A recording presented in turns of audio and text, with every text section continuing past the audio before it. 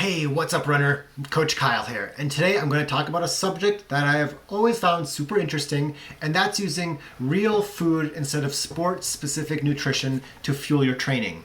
And I recently came across a study, and I recently came across an old study. It's from 2007, so it's dated, but I think the information is still 100% valid. And it looked at the metabolic and performance effects of raisins versus sports gel as a pre-exercise feeding in cyclists. So there's research that suggests pre-exercise sources of dietary carbs with different levels of glycemic indexes may affect metabolism and endurance in different ways. So glycemic index is a number, it's a made-up number, but it's a number associated with a particular type of food, and it indicates how quickly there's a rise in blood glucose level 2 hours after consuming that food. So this study was designed to look at potential differences in metabolism and cycling performance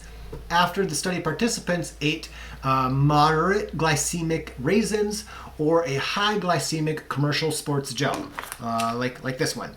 So typically, the higher glycemic foods are going to bump up your blood glucose faster, and they're going to typically be more processed items such as a donut or sports gel.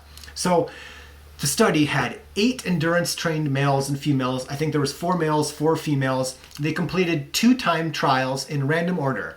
Subjects were fed, so this is important. Subjects were fed 1 gram of carbohydrate per kilogram of body weight in either raisins or sports gel 45 minutes before the start of the exercise. So for a 150-pound person, it would be 68 grams of carbs, 45 minutes before the start. So that's about 250 to 300 calories, just roughly, from carbohydrates. And that's pretty in line with what I do myself, or what I suggest clients or runners do is, 200 some calories per hour for long runs or races is pretty good. So after basically a 45-minute warm-up, they did a 45-minute sub-maximal effort.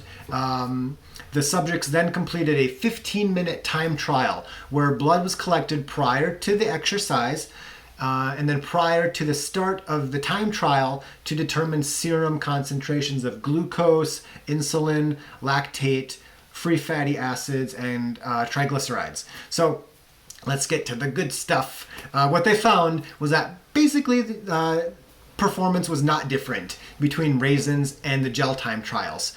Who would have known?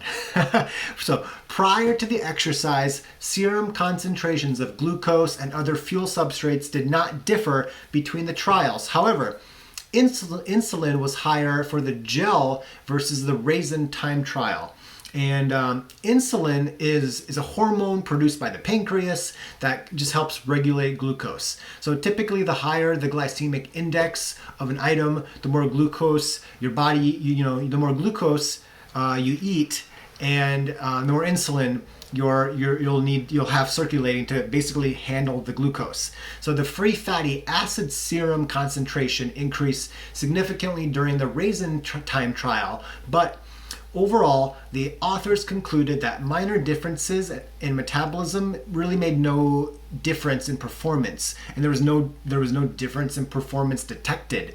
The raisins appeared to be a cost-effective source of carbohydrate for pre-exercise feeding in comparison to sport gel for short-term exercise bouts. These were 15-minute time trials.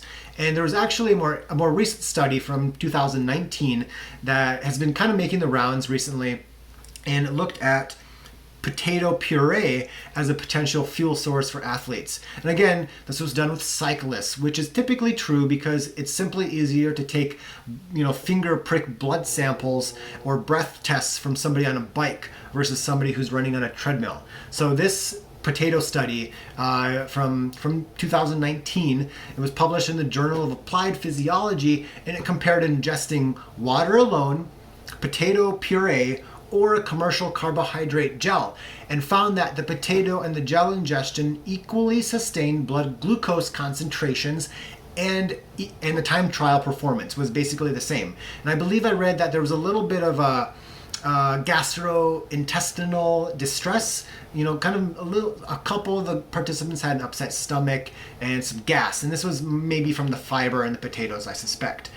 This group had the participants complete 2 hours of cycling and then a time trial while consuming these fuel sources, and they found that heart rate, blood glucose, and blood lactate were higher by similar amounts in the gel and potato group versus the water only group. And in these two groups, they took in about 60 grams of carbohydrates per hour, which again is about that 240 calories per hour. And again, that's generally what I suggest. So the main problem I would see with potato puree or raisins during a workout or a race is that they're simply not easy to carry. It's not as easy to carry these like raisins as it is a gel. Now maybe for an ultra marathon where you're going slower, you have 8 stations, but like for a marathon, this is not going to happen.